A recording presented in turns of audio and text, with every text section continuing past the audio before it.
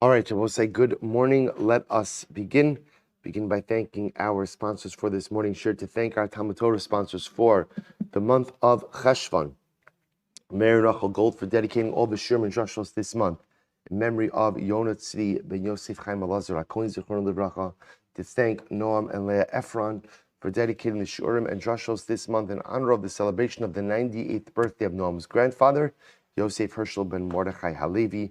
To thank our week of learning sponsor, Jack Bennett, in memory of Givanti Brigade Lieutenant Asaf Rosenfeld, and to thank our Daf Yomi sponsor for today, Pinchas Levine, for a Shlema for Yitzchok ben Chaya Rachel. So we thank all of our sponsors for the merit of our Talmud Torah, all of the Neshama Slav and Aliyah, and those who require a refuah should have one together with Kol Chodei Yisrael. And with that, let us begin. So we have a lot to do today. Today's daf is Chav Daled 24, and we left off on Chav Gimel Amud Beis at the Gemara Ibari Lahu. So let's remember again, the Mishnah said pretty much like in the middle of the daf. So the Mishnah said that there was a Chatzar Gedol, there was a large courtyard in Yerushalayim that the Mishnah said was called Beis Yazek. It's called Beis Yazek. And remember again, the witnesses came there. That was kind of the meeting point. That was the meeting point in Yerushalayim where everyone gathered to be ready for their Jusha v'chakira, their cross-examination about their testimonies. It says the Gemara, Bailahu, Beis Yazik Tanan or Beis Yazek Tanan.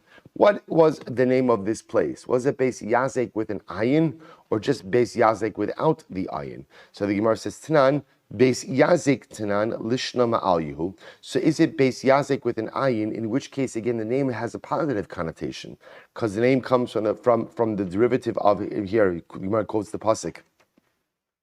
Gemara quotes the pasuk in Yeshaya, Vayaskehu Vayisalakehu. So we'll say in this case over here, if you look at Rashi, Vayaskehu Siyag Begedra Avanim Saviv Be'igol Kamotabas. The lashon of Vayaskehu means to go ahead and surround an area with a fence. So Vayaskehu means literally they surrounded it with a fence and they removed the rocks. So ultimately a prophetic reference to Yerushalayim. So is it Beis Yazek with an ayin, representing that this was a great place that wasn't closed, right? It was an enclosed area. O Dilma Beis Yazek Tanan, or maybe perhaps it's Beis Yazek without an ayin, in which case Lishna de Tsarahu. It represents a lashon of tsar, a lashon of suffering. How so? Kidchsiv v'hu asur ba'azakim. He was bound with chains. Amrabai Tashma. So I'll say, so which one is it? So here's what's interesting. What the Gemara is asking was, how did Chazal kind of label or title this particular place? Did they call it a place of joy, right? Beis Yazek with an ayin, or a place a little bit of like difficulty because everybody's stuck there? To which the Gemara says, Amrabai Tashma, Sudos Gedolos Hayu Osim Lahem. Sham Kadesh Shira Gilan Lavo. What did the Mishnah say? They used to make beautiful su'udos in this place that people should feel comfortable coming. They should come regularly. So I'll say the fact that they made su'udos gedolos, what does that sound like? That sounds like it was a pretty happy place. But I'll say this is incredible. Dilma tarti habo avdi b'hu. It's possible that the name of the place was both Yazek with an ayin and Yazek without an ayin. Meaning what? It was very nice to be there because there were su'udos gedolos, but at the same time, because they were confined, at least initially, to this place, it was a difficult situation to be in for an entire Shabbos. So the Rebbe said, the Gemara just says it's possible that the gathering place had elements ultimately of simcha and also of tsar, which is such an incredible musar if one thinks about it, that sometimes in life, anytime you're in a situation that you don't want to be in, even if halacha l'maisa, it's objectively a good circumstance, if you don't want to be there, it could be a terrible, incarcerating type feeling. So here you have a situation where these Eidim are coming, beautiful service. They're coming to go ahead and give Eidos. There's beautiful Su'udos. But if you don't want to be there, then at the end of the day, it becomes a limiting, difficult, tsar-like existence. You know, we'll say this is very quickly. This Chaim Shmulevitz, Zechasayt L'Racha, quotes this idea by the episode in the beginning of, right after David HaMelech dies. And before David HaMelech died, very quickly, he calls Shlomo to his bedside and gives Shlomo a series of instructions. One of the things he tells Shlomo is to take care of Shimi ben Gera. Shimi ben Gera was the individual who came and cursed David when David was fleeing Avshalom. And he goes ahead and he comes and he tells Shlomo, take care of Shimi ben Gera. Fine, David dies. First thing that happens is David summons Shimi ben Gera. He says, here's the deal. I'm going to give you a palatial estate in Yerushalayim, and I'm going to support you at the king's table. But, I'm sorry? Shlomo, what did I say? Did I say David? Okay, sorry. So the idea, Shlomo goes ahead and summons Shimi ben Gera and says, I'm going to give you a palatial estate, support you at the table of the king. One condition, you can't leave Yerushalayim. Can't leave Yerushalayim. So we'll say, I don't know about you. You had me at palatial estate. Actually, you had me at Yerushalayim. It doesn't, what a deal. What a deal. So Shimi ben Gera says, fine, good. Next parak in Navi, what happens? Shimi ben Gera's servant escapes. He goes ahead and he gets on the donkey, leaves Yerushalayim, runs after him, captures him, brings him back. Shlomo says, we had a deal. You promised you would never leave Yerushalayim. He executes Shimi ben Gera. Says Chaim Shmulevitz in Sichos Moser, obviously this was a setup. In other words, Shlomo HaMelech knew what was going to happen. How did he know that Shimi ben Gera was going to leave Yerushalayim? So Chaim Shmulevitz says something so amazing. He says, Yerushalayim is the most wonderful place in the world if you're there by choice. If you're there by choice. But the moment that someone tells you you have to be somewhere is the moment that you are going to find a way to flex your muscles of self-autonomy as quickly as you can. He says the same way that little children love to say no. No, no, no, no, no. Who are you? What are you talking about, little saying no? Right? You're walking around in a diaper. You can't even take care of your basic hygienic needs. And you're saying no, no, like you're the boss. It's incredible because from the time that we're little, we like to feel that we're in charge. We like to feel, Ani Geber, right? I'm the man. Don't tell me what to do. I'm in charge. You take away a person's feeling of autonomy, they will find a way to flex those muscles. Shlomo HaMelech knew that if you tell Shimi ben Gera, you cannot leave Yerushalayim, it is only a matter of time until he leaves Yerushalayim. So it's an incredible yesod. You could have what is objectively wonderful circumstances. But if you don't want to be there, if you don't want to be in that situation, it becomes a confining prison. So the Gemara recognizes this dynamic. It's Beis Yazek with an ayin, because on one hand, beautiful, Eidos, Seudos, it's Beis Yazek without an ayin, Tzara, because ultimately you don't want to be there. Incredible yesod. Says the Gemara. Sorry, says the Mishnah. How do you go ahead and check, or I should say, examine the witnesses. Zug sheba rishon, both kinos rishon. So first of all, you take everybody in one at a time, right? Literally, the first pair that comes, you bring them in first. Now, not as a pair, but individually. So the Gemara says, both kinos rishon. You bring in the senior member of the pair. Tell us. So they ask him, what did the moon look like when you saw it? Was it trailing before the sun, after the sun? Was it to the north of the sun, the south of the sun? How high off the horizon was it? In other words, from your perspective, right? How high was it off the horizon? Where was it pointing? How wide was it? So first of all, if a person ever says that the moon was leading the sun, that the sun was trailing the moon, we know already that he's lying. Then afterwards, they would repeat this same process with the second individual, right? With the second aid. If it turns out that the testimony of the two witnesses line up, ultimately we have a solid testimonial unit. We can be Makadesh the Chodesh. Listen to this. So here's what's fascinating. Ushar kala zugos. What about all the other pairs of witnesses? Sholim osan rashe dvarim. So we'll say, here's what's fascinating. So remember again, you have this, you could have, I don't know historically how many people showed up for Kiddush HaChodesh in general, but clearly from the Mishnah's perspective, you could have a lot of people showing up. So imagine for a moment you have a lot of people who showed up, but yet you got everything you need from what? From the first set of witnesses. What do you do with everyone else? What is it, like jury duty? Thank you for your service, thank you, go home. So, here's the difference. By jury duty, you're relieved, right? You're besimcha when they tell you to go home, even though you did absolutely nothing. I mean, you did something by showing up, but you're more than happy to be excused after having shown up. But here, what they were concerned about was as follows. So the Sharkolat Zugos, Sholin also Rashi Dvarim. They asked every pair of witnesses questions, right? In other words, they did not just say, thank you for coming, thank you for your service.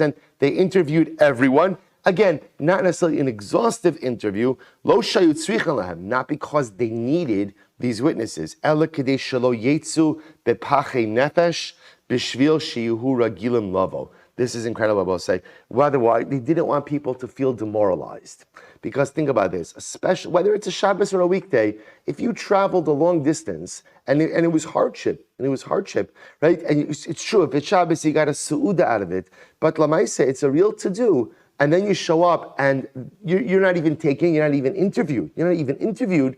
So ultimately, again, people will just stop coming. So it's fascinating. So what would they do? They would interview everyone. So it turns out something really incredible, which is, it seems like at the end of the day, no one necessarily knew who the witnesses were who actually allowed for the Beis Din Mekadesh Chodesh. In other words, after Beis Din interviewed everyone, they were going to see, they decided Mekudash. But lav dafka that anyone knew whose testimony it was that actually went ahead and solidified or allowed Beis Din to make that decision. And therefore what? Everyone feels chashiv. Everyone feels important. And Rabbi say such an incredible Musar Haskell. If people feel extraneous, if people feel marginalized, if people feel unimportant, they'll just simply walk away. The yesod, again for Beis Din, which is the yesod in general in community, is to make people feel that they matter. To make people, and this is so incredibly important, how do you make people feel like they matter? So again, on a most basic level, give them the time of day. We'll say, in a shul, we were speaking about this last night, right? On a Shabbos, you go over, you say good Shabbos to someone, you say Shalom Aleichem to someone, you offer them a seat, you offer them a siddur. The worst case scenario is they say, by the way, I've been here for 30 years, right? That's the worst case. But the best case scenario is you make someone who might otherwise feel marginalized feel chashiv, right? That's the incredible yesod. So here, Beis Din, we'll say Beis Din doesn't have better things to do. They're literally, this is the possibility they're going to interview hundreds of other people. Just for what purpose? So that no one should feel extraneous, insignificant, or marginalized. And by the way, the members of Beis Din are just as busy, if not busier than we are. And if they could take the time to make a Yid feel special, to make a Yid feel engaged, to make a Jew feel that he's part of the group, then how careful we have to be with that as well. Such an incredible yesod.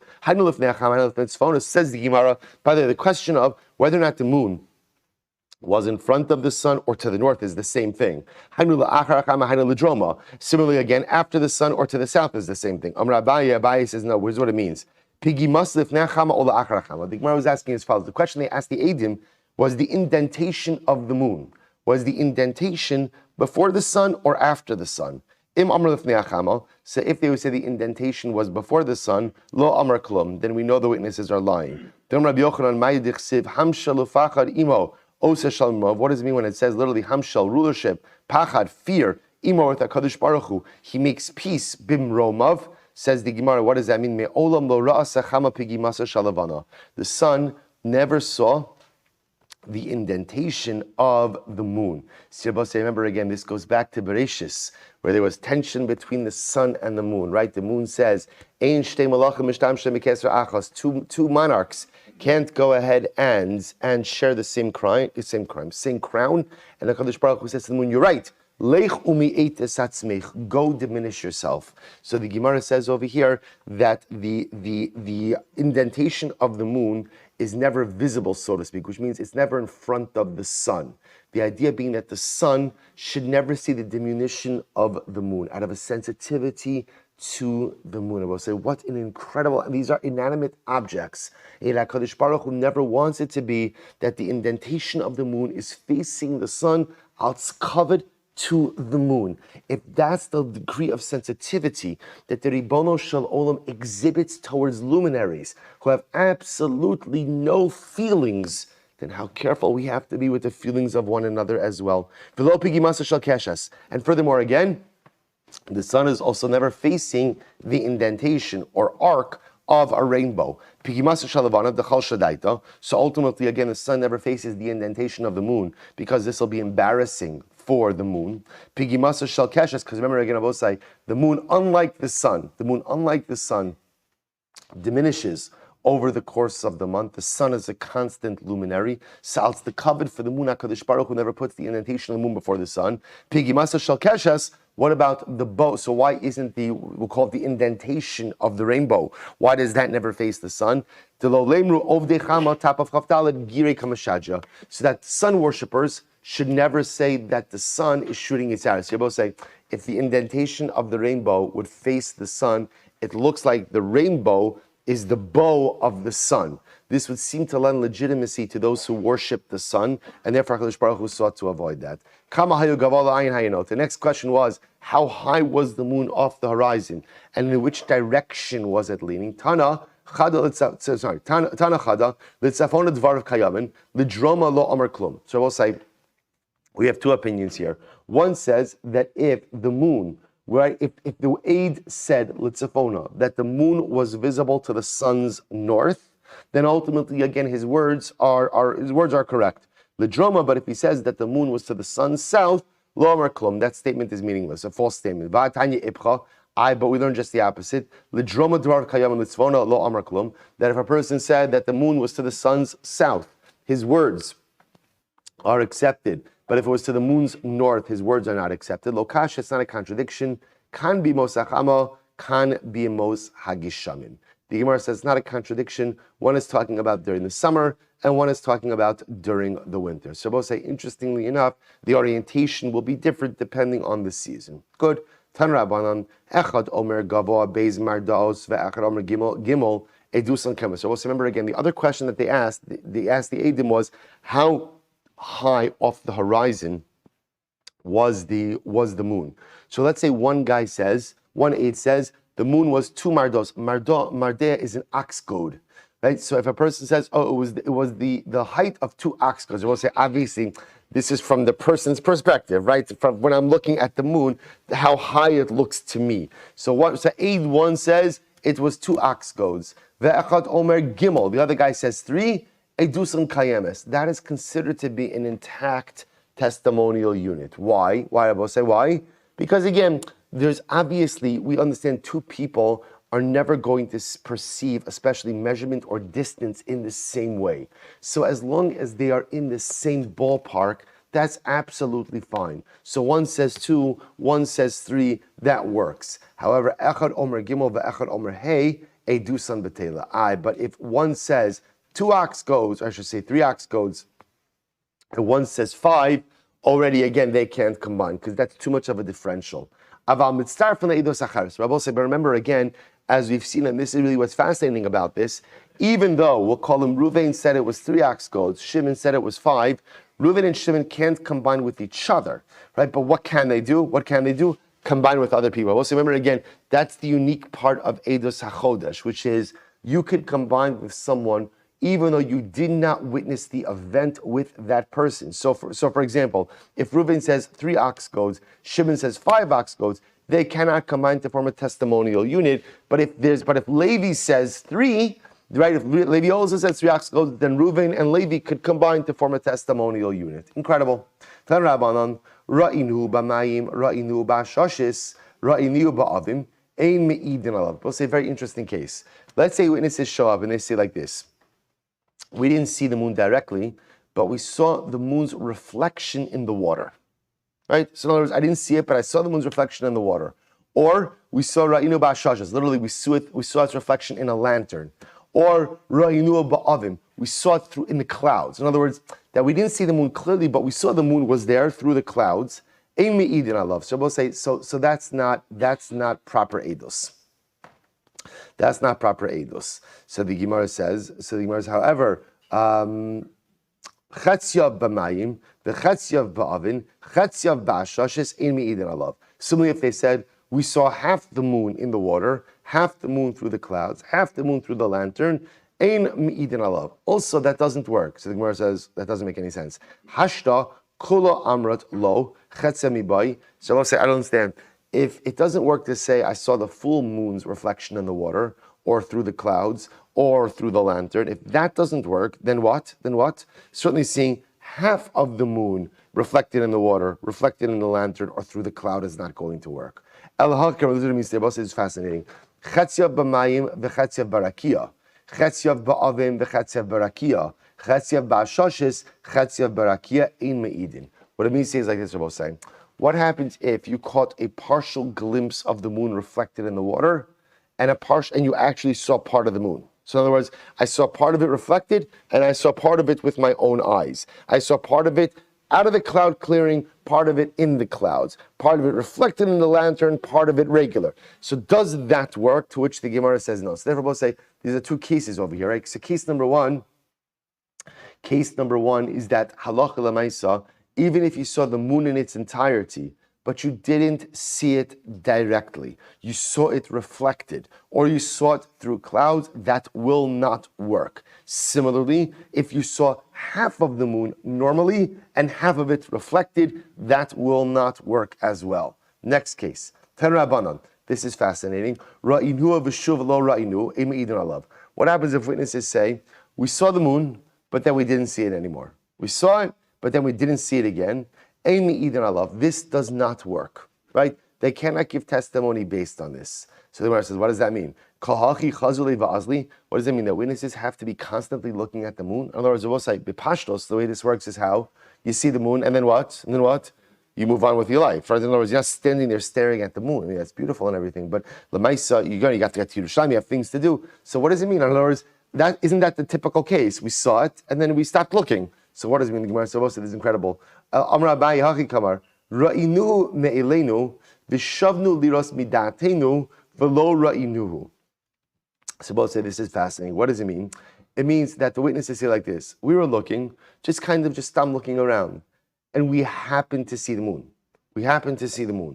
But then what? Then we realized, Rosh Chodesh. So we looked again, this time really in order to be able to look for the purpose, ultimately being able to give eidos. And what happened? When we looked back, we couldn't find it. So we saw it, we know what we saw, but when we saw it the first time, we were kind of just glancing, right? Just looking around, and it happened to come within our ocular range, right? And then when we tried to look back to see it again, we could not find it. Ein me'idin alav. This does not work. They can't give eidos based on this. Why? My taima. Because maybe what they ended up really seeing the first time was, literally translated, is a sliver of a white cloud. In other words, maybe what they thought was the moon was not really the moon. Was not really the moon at all. And therefore, by definition, because there was no das, they cannot go ahead and give eidos. So I will say, really fascinating halacha, which again, it makes sense. In other words, in general, in order to be able to give, what the Gemara is saying is, in order to be able to give eidos on the Chodesh, you would have to really go ahead and be looking at the moon for the purpose of really seeing the moon. But if you just happen to see the moon, and then when you look back again, you couldn't find it, it's just as possible that you really didn't see the moon the first time, but rather you saw something that looked like the moon. It requires kavanah, which I will say is such an incredible yesod in life as well, because sometimes we see things, and we kind of see things in passing, and we think as a result of just seeing something in passing, we see someone do something, we see someone act a certain way, we observe a particular event, and we think we have it all figured out.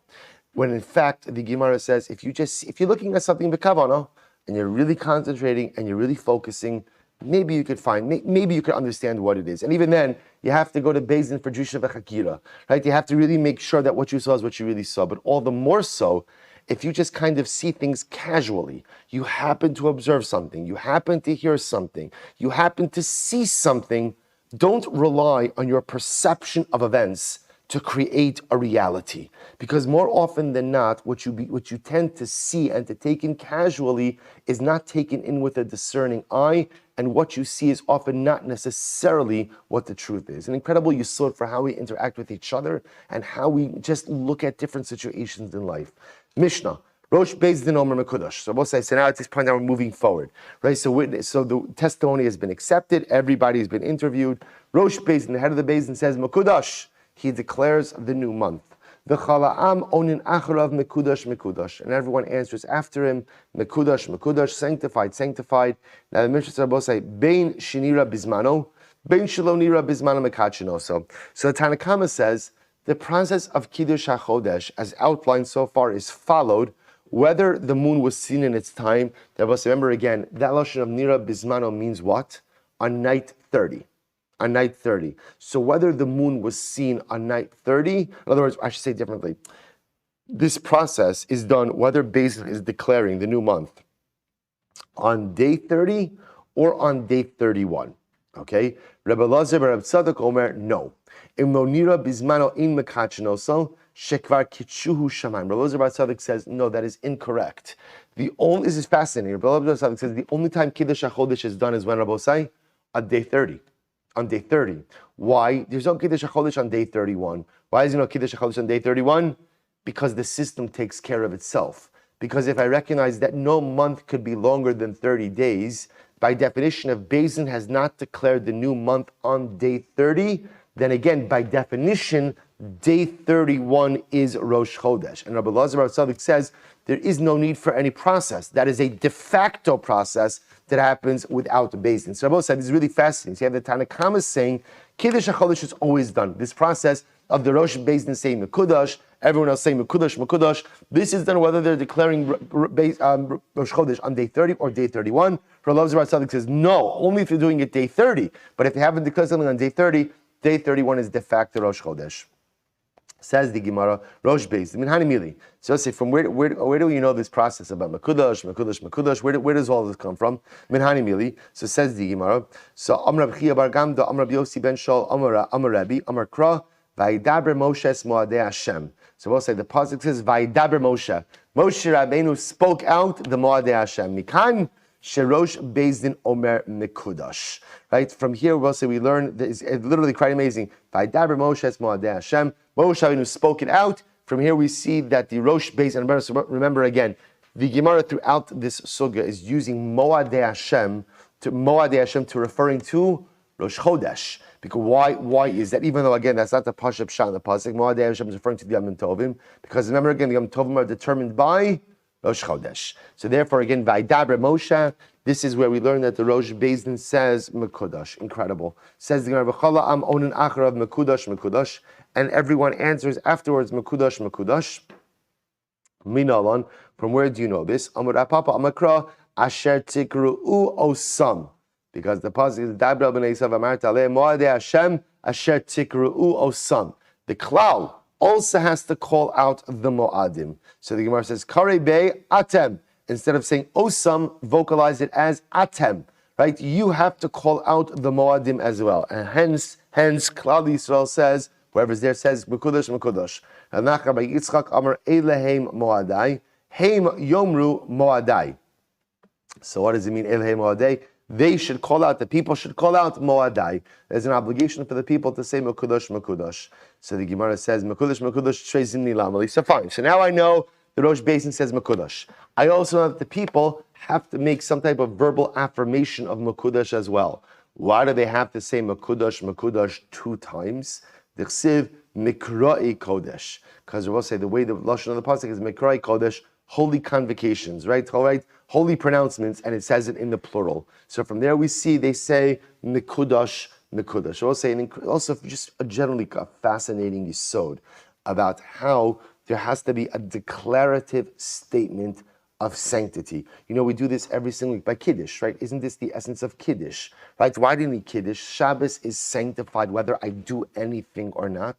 So the Sefer HaChinuch explains that there is a concept ultimately, again, of me participating in the verbal sanctification of the day. The Kedusha of the day becomes real when I articulate it. In general, things in life become real when you articulate it. You know, there's an important yesod in the realm of human relationships, right? That often we assume that people who we love know how we feel about them. I don't have to tell you I love you.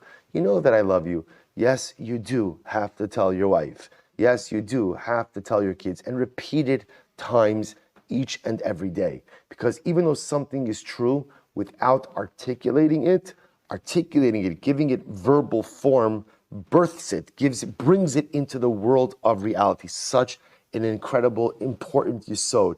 It's real, it's true, but until you say it, it doesn't take on the total reality. So again, you see over here, Chazal, the Torah is building this into the system. The Rosh Beis Din has to say Mekudash. Everyone else has to say Mekudash. The Eidos was accepted. We're good to go. No, because in life, full Kiddusha really only actualizes when it's articulated. Because once it's articulated is when it becomes real. So the Gemara goes weiter. Rabbi Tzadok Omer Lo Nira Bismana Imekachna. So Rabbi this is really fascinating. Rabbi Tzadok says there is no Kiddush HaChodesh in a 30-day month.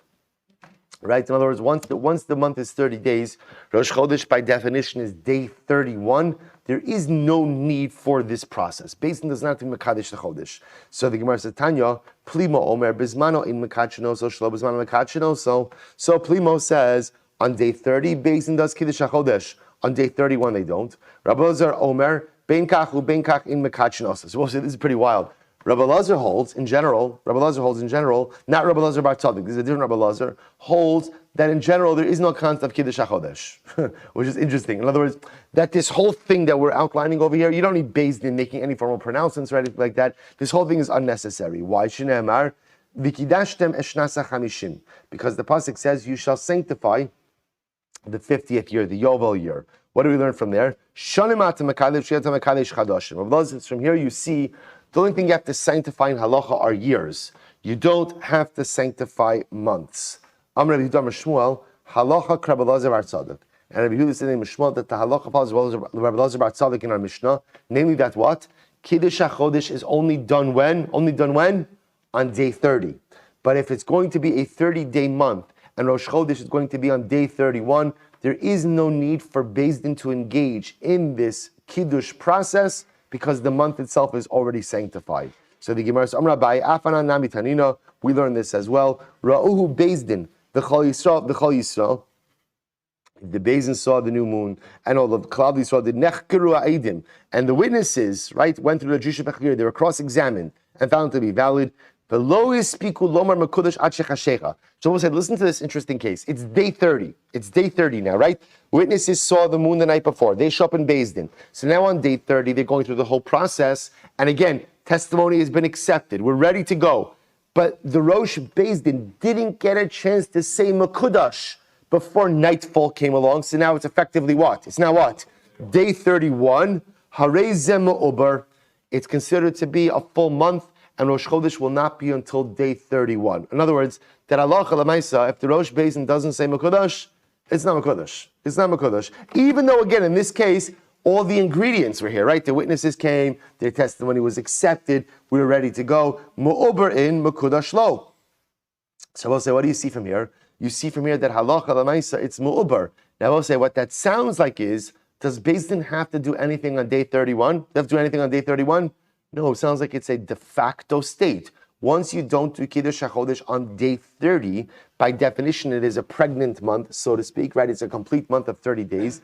And day 31, by definition, is Rosh Chodesh without Beis Din doing anything. Mo'ober in Mekudash lo, to which the Gemara says, Mo'ober tzricha le'sakadait chamina hol v'roa Beis Din v'chol Yisrael. If our smavalo lebrua, in this case is necessary. Why? Because you would have thought in this kind of case, where everyone saw the moon, right? Everyone is prepared. The Eidos already came. That Allah Lamaisa, it should just already be Rosh Chodesh on day 30. Kamash Malon, without the Rosh Beis Din saying Mekudash, it will not become Rosh Chodesh. So we'll say, how do we paskin in this area? Because this is really a fasting halacha. So remember again, you have a Tanna Kama saying that no matter when Rosh Chodesh falls out, day 30 or day 31, Beis Din is going to go through this process. Rabbi Elazar Bar Tzaddik saying no, it's only if Rosh Chodesh falls out on day 30 that there's a Kiddush HaChodesh process. If Rosh Chodesh is going to be day 31, Beis Din doesn't have to do anything because effectively the calendar takes care of itself. So we'll say, so the Rambam in Hilchos Kiddush HaChodesh, Perek Beis Halacha Ches says as follows. I'm going to skip to the middle. He says, Ve'ein Mekachin, fine. Ve'ein Mekachin Ela Bayom, V'im Kishu B'alayla Mekudosh, V'afilu Ra'o Beis Din, let me skip a little bit. 1 second. I'm sorry, it's one line. Ve'ein Mekachin Ela Chodesh Shenira Bizmano. That's line of both sides. Again, it's 4 lines, well, a couple lines into Halacha Ches. Ve'ein Mekachin Ela Chodesh Shenira Bizmano. The only time Beis Din goes through this aforementioned process of Kiddush HaChodesh is when witnesses saw the moon on night 30. If they saw the moon on night 30, they show up to Beis Din sometime on day 30. We go through the process as outlined in our previous Mishnayos. Beis Din, Rosh Ab Beis Din says Mekudash, Mekudash, Mekudash, and we're good to go. But if this did not happen on day 30, by definition, day 31 is Rosh Chodesh, and I don't need this entire process. So halacha l'maisa the Rambam paskins like Rabbi Elazar Bar Tzaddik. Beautiful. Mishnah. The most tzuros lavana hayelo Rabbi Gamliel betavla ubakosa. So let's listen to this. So now Rabbi Gamliel used to have images of the moon. And the Agoros Vitzim, they say Bal Yosal Tabla Kosa. He had these images on the moon on a tablet that was hanging on the wall in his office, in his room. And what would happen? Shebahen Mara said Yotos Vaomer Hakazeri Sa Hakazeh. So he would have a tablet with images of the moon, and when the witnesses would come, he would ask them, did the moon look like this? Did the moon look like this? Okay. Says the Gemara, Shebahen Mara said Yotos Omer Hakazeh. Fine. Umishari, 1 second. Are you allowed to make images of the moon? Are you allowed to? Shabbos said, this is now really a fascinating sugya. Are you allowed to make images of the moon? So the Gemara says, "V'haksib lo sasun iti." So we'll say the rest of the pasuk is lo sasun iti Elohei kesef ve'Elohei zav. Do not make with me, HaKadosh Baruch Hu says, gods of gold or gods of silver. So the Gemara says, lo sasun iti, lo sasun kidmus shamashai. Do not make images like my servants, which the Gemara is understanding over here to be a reference to the sun and the moon. You are not allowed to make images of the celestial bodies. So the Gemara says, Amar Abaye, lo asra Torah ela shamashin she'efshar lasos kimosan. No. So Abaye says, first of all, you're only not allowed to make images of things whose image you could truly replicate. Let's give some examples like that. Kidisanyo, lo ya'ase adam bayis tavnis heichal. This is a very important halacha. You are not allowed to make a home that looks like the Beis Hamikdash, right? So you have a great idea. You know what? I'm going to go ahead. I love the Beis Hamikdash. I miss the Beis Hamikdash. I'm going to make a mini Beis Hamikdash for myself. You cannot make a home, structure a home that looks like the Beis Hamikdash. Or Heichal, Achsadra, or to go ahead and make a portico, right? An Achsadra that looks like the Heichal, the antechamber of the Mikdash. Tavnis Ulam, Chatzar, right? You cannot go ahead and make a courtyard that resembled the courtyard of the Beis Hamikdash. I'm sorry, I read that wrong. Le'as adam bayis tavnis heichal, right? Achsadra tavnis ulam, chatzar kineged azara, shulchan kineged shulchan. You cannot make a shulchan in your house that resembles a shulchan in the Beis Hamikdash. Menorah kineged menorah. You cannot make a menorah in your home. This is a very important halacha. Cannot make a menorah that looks like the menorah of the Beis Hamikdash. So the idea is you're not allowed to replicate certain things that are, so I'll say now, here the example is all Beis Hamikdash focused, right? You cannot make a replica of anything used in the Mikdash for your own personal use. So what can you do? I'm sorry? So, halachic discussion. Aval osa amud beis, aval osa shel chamisha, v'shel shisha, v'shel shmona, v'shel shiva. But let's say in the menorah case, what you can do is you can make a menorah that has 5 branches, 6 branches, 8 branches. V'shel shiva lo yasa. Rabbi say, but halacha l'maisi, you cannot make a 7-branch menorah. This is a very important halacha, right? Which is, again, it's not a big deal because remember our observance of Chanukah, we have menorahs, an 8-branch menorah. But a person cannot make a 7-branch menorah. Now listen to this. Afilu shel shar mine matachos. And by the way, even out of other forms of metal. Sometimes we'll say you would think like this. Maybe the only prohibition to create a 7-branch menorah is if what? Is that it's made of gold, like it was in the Beis Hamikdash. To which the Gemara says, no, even if it's made of a different metal, you still can't do it. Rabbi said this is an incredible Gemara. Rabbi Yosef Yehuda Omer af shel eitz lo yaseh. Forget about metals. You can't even make a 7-branch menorah out of wood. Now, why not? Rabbi say this is an incredible Gemara. If you remember again, we actually had this Gemara in Menachos. You remember? Excellent. All right, so I'll say, so now watch this. So listen to this. You're going to remember as soon as you read it because there's not a lot of Gemaras you remember from Menachos. But this one you're going to remember. The Gemara says as follows. The Gemara says, Lo yaseh, because Rabbi Yossi Ubrei Omer af shel eitz lo yaseh. You can't even go ahead and make a menorah out of wood, a 7-branch menorah of wood. Why? Kederech sha'asu malchei beis Chashmonai. Because listen to how beautiful this is. When the Maccabim first defeated the Syrian Greeks, and they came into the Beis Hamikdash. There's a part of the story that no one realizes, which is everyone focuses on the absence of oil in the Mikdash. There was something else that was missing, namely what? The menorah, right? The menorah was made out of solid gold. Anything that was worth anything in the Mikdash was carted off by the Syrian Greeks. So forget about finding oil. There was not a menorah in the Mikdash. So what did the Hashana, listen to how beautiful this is. What did the Hashmonaim do? So the Gemara says, so the Hashmonaim will say, made a menorah out of wood. Well, we'll see actually what they did. They made a menorah out of wood. So the Gemara says, Amrullah, Misham Raya, is that true? That's what they did. Misham Raya, Shipudin Shalbar Sahayu. So we'll say, here's what's interesting. There's two versions of this. In the first version, the Hashmonaim, when they first came back to the Mikdash, made a menorah of wood. Now I saw something beautiful. The Sfas Emes says, why did they make it out of wood? There's a practical reason why they made it out of wood, which is why wood is not mekabel tumah. Wood is not mekabel tumah. They were all Tamei Mason. Remember again, this has to do with the oil as well, right? This idea that producing oil in a state of Tara, so they were Tamei Mason. So the Sfas Emes says they made the menorah out of wood so that the menorah itself would not contract tumah. So the Gemara says, so the Amrulo, there's an alternate version, Misham Raya, Shipudin Shal Barzahayu. No, they didn't make the menorah out of wood. They made the menorah out of Shipudin Shal Barzal. Shipudin Shal Barzal are spits of iron, which sounds a lot like spears. So they made the first menorah out of spears, out of pieces of iron. That what happens? V'chipum babats. And then later on, they coated it in ba'as is tin. Heshiru, they became a little wealthier. Asam shal kasef, they coated it with silver. They made it out of silver. Chazur eshiru, and then sometime later on, asaum shal zav. Ultimately, again, they made it out of gold. So I'll say, isn't this an incredible Gemara? The Hashmonaim come back that first Chanukah, and what do they make the menorah out of? Either potentially out of their spears, out of just pieces of metal, or out of pieces of wood. Which I will say, such an incredible yisod. Also, I want to point out, what's the halacha, by the way, if you don't have a proper kli sharis? What's the halacha if you don't have a proper kli sharis in the Beis HaMikdash? What's the halacha? You don't have to do the avoda. The same thing, by the way, what happens if you don't have ritually pure oil? What's the halacha? You don't have to kindle the menorah. We'll say the entire yisod, it's not for now, though it's good. It's almost Rosh Chodesh Kislev, so it's good to get started in Chanukah. The entire yisod of Chanukah is doing the best with what you have at hand. That is the entire yesod of Chanukah.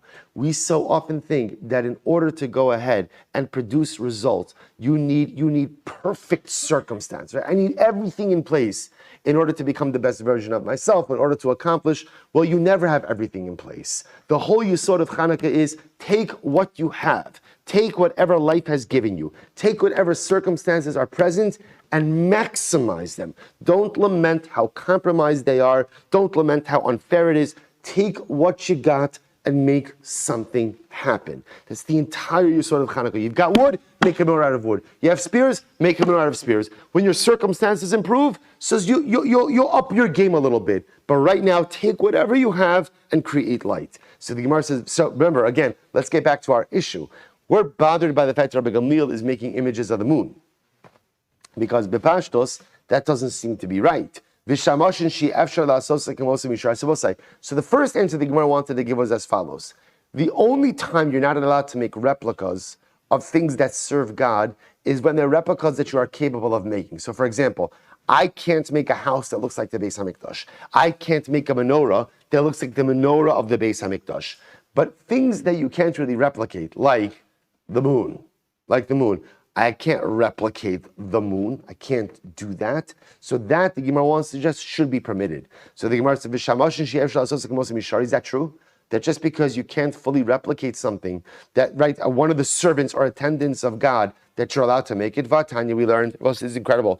Lo sasun iti, don't go ahead and make with me. Lo sasun kidmos shamashai hameshamshin lefanai b'maro. HaKadosh Baruch Hu says, do not make replicas of my servants in the heavens. So don't make a replica of the sun. Don't make a replica of the moon. Samra Abaye says, Lo asra Torah ella demus arba ponim. Bahadi adadi. So Abaye says, this is actually a very specific prohibition to make something that has 4 faces. Now, what is this talking about over here? So this is referencing the prophetic vision of Yechezkel that talks about the throne of HaKadosh Baruch Hu. And the Navi speaks about the idea that on the throne of HaKadosh Baruch Hu, there are 4 faces, right? The face of an Adam, a person, the face of a shar, an ox, an ari, a lion, and a nesher, an eagle. So Abaye says you cannot go ahead and make the image of HaKadosh Baruch Hu's celestial throne. So you can't make a four-faced entity that makes it looks like you're creating HaKadosh Baruch Hu's throne. But everything else is going to be okay. Elamiata, so really? Elamiata, based on this, Pirtzuf Adam L'chudei Tishtari, are you allowed to make a human image? Is that true? Are you allowed to make a human image? So the Gemara says, Alama Tanya, why did we learn? Kala Pirtzufos Mutarin, Chutz Mi Pirtzuf Adam. In general, you could make an image of the face of any other creation, but you are not permitted to make the image of a man. Right? So we'll say you can't make it the image of a man. So the Gemara will say, now again, this happens to be a fascinating sugya. Like, what are we talking about over here? Are we talking about like a painting? You're talking about a photograph? The pashtus not. What are we talking about? Three-dimensional images. Right? So you can't have a three-dimensional image of a human face. You are not allowed to possess that. That ultimately like a little Buddha sculpture, right? Besides the Elazar component of it, right? Or any imagery that's three-dimensional of a human being, because then we're unfortunately kind of tiptoeing into the realm of idolatry. Again, there's a lot of halacha that I'm not going to get to, but we're outlining the major issues. Sorry.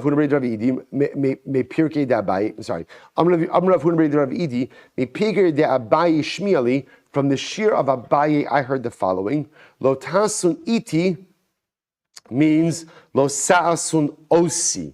When HaKadosh Baruch Hu says, "Don't make with me," the way it's supposed to be read is lo sa'asun osi. Do not make me. And I will say, what does that mean? Do not make me. Do not create the image of a human being which is like me. I will say, what does this mean? So the Maharsha points out over here that often when HaKadosh Baruch Hu would go ahead and appear to people, would appear to us, he would appear in the image of a human being. Right? So for example, by the Yam Suf, right, Chazal tell us that HaKadosh Baruch Hu appeared like a young soldier. By Har Sinai, HaKadosh Baruch Hu appeared like an old man. So HaKadosh Baruch Hu says, do not make the image of a human being, because that is kiviyach, like making the image of HaKadosh Baruch Hu. Ushar shamashin mishari. So, okay, it sounds like over here, the only thing you can't make is a human image. But let's get back to our regularly scheduled program. So I guess that means I can make an image of the sun, I can make an image of the moon. Vatanya, we learned lo sasun iti, lo sasun kidimus shamashem misham shlefanai b'marom. Be'etrabose, we learned that when it's lo sasun iti means do not make the image of my servants in the celestial sphere, like the sun and the moon. Kigon ofanim usrafim v'chayes hakodesh u'malachei hasharis, angels. Do not make images of angels. Amar Abaye, lo asra Torah ela shamashin sheba madra ha'elyon. So only the Torah only asr things that live in the upper celestial sphere. What lives in the upper celestial sphere? That seems to be the malachim. Rashi says over here, sheba madra ha'elyon barakia shvi t'daikinon iti aval chamo levana kochav mazalos. So again, what can't you make? The things that live in the upper sphere. What lives in the upper celestial sphere? Malachim. What dwells in the lower celestial sphere? Sun, moon, stars. Those you can make. The Sheva Madra Tachton Mishari. Is that true? You can make things that live in the lower celestial sphere. Vatanya, we learned Asher Bashamayim Lerabos Chamo Ulevana Kochavu Mazalos. When it says in the Shamayim, that comes to include that you cannot make an image of the sun, the moon, and the stars. Mima'al Lerabos Malachi Ashares. And ultimately, again, when it says above, it means you can't make an image of the Malachim. Kitanya hi la'avdam. When we're talking about that, we'll say it means to worship. We'll have to stop over here for today. So I'm going to stop kind of mid-sentence. So we'll say, so here's what we're holding. We know the Torah tells us that I cannot make the image of the servants of HaKadosh Baruch Hu. So here's what we know so far. The things that I'm clearly able to replicate, like physical structures, a Beis HaMikdash, a menorah, a shulchan, that I know I can't make. The shaila is, what about the other servants of HaKadosh Baruch Hu? Namely, again, specifically, the servants of Hashem that dwell in the celestial sphere. Now we've been identified. There are two levels of the celestial sphere. There's the upper sphere. Who lives in the upper sphere? Who lives in the upper sphere? Malachim. Who lives in the lower sphere? Or what exists in the lower sphere? Sun, moon, stars. What the prohibition of creating items, which sphere does it apply to? Ultimately, we'll finish the sugya tomorrow.